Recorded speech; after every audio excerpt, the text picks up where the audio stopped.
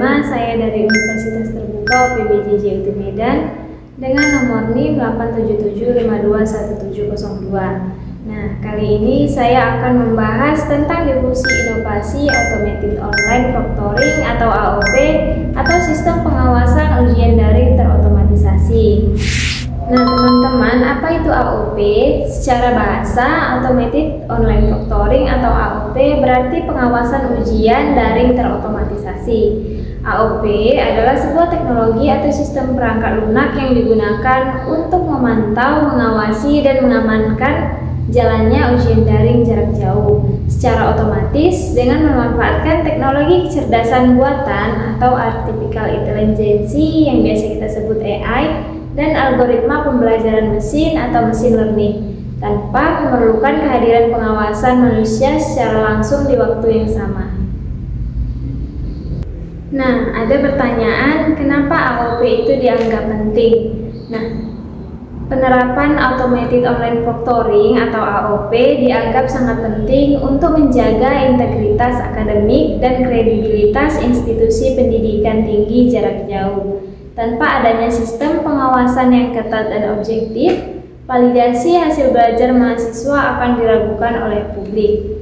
Dengan bantuan kecerdasan buatan, universitas dapat memastikan bahwa nilai yang diperoleh mahasiswa benar-benar mencerminkan kemampuan objektif mereka secara adil, sekaligus meminimalisir peluang tindakan kecurangan selama ujian daring berlangsung.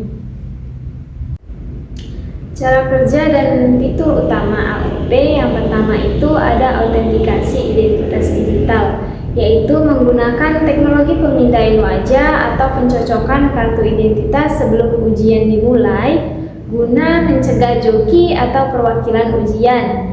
Yang kedua itu ada perwakilan perilaku berbasis AI. Kamera webcam dan mikrofon perangkat akan merekam mahasiswa secara terus-menerus.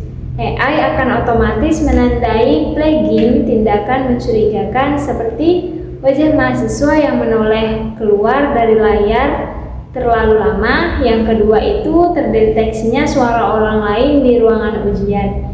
Yang ketiga itu ada munculnya wajah orang lain di tangkapan kamera. Yang keempat, menggunakan objek terlarang seperti memegang smartphone atau buku catatan. Yang ketiga itu ada kuncian peramban atau browser lockdown, yaitu untuk membatasi perangkat komputer mahasiswa agar tidak bisa membuka tab baru, menyalin menempel teks atau copy paste, atau mengakses aplikasi lain, serta mesin pencarian atau AI pihak ketiga saat ujian aktif. Nah, yang keempat itu ada laporan riwayat ujian atau audit trail. Setelah ujian selesai, sistem akan menghasilkan skor kepercayaan atau trust score dan laporan otomatis berisi potongan gambar atau video saat mahasiswa melakukan hal mencurigakan. Nah, laporan ini nantinya divalidasi oleh dosen atau panitia ujian untuk menentukan apakah kecurangan benar-benar terjadi. Bagaimana sih universitas melindungi privasi data mahasiswa?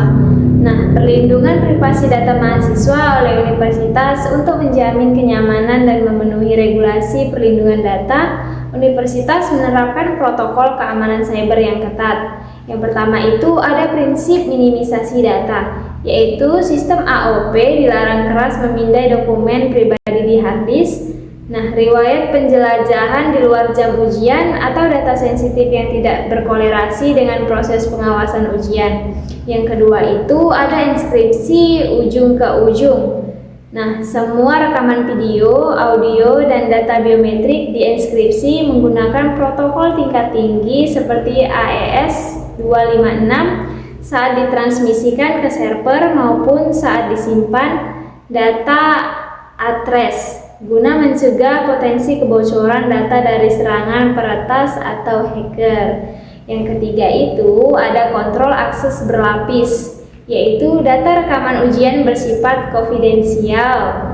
Akses hanya diberikan secara terbatas kepada panitia ujian resmi atau dosen pengampu jika terdapat bendera merah atau red flag, yaitu kecurangan dari sistem.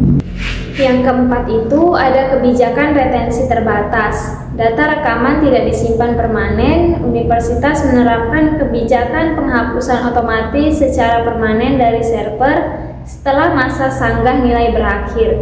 Misalnya dalam kurun waktu 30 hingga 90 hari. Yang kelima itu ada transmisi persetujuan.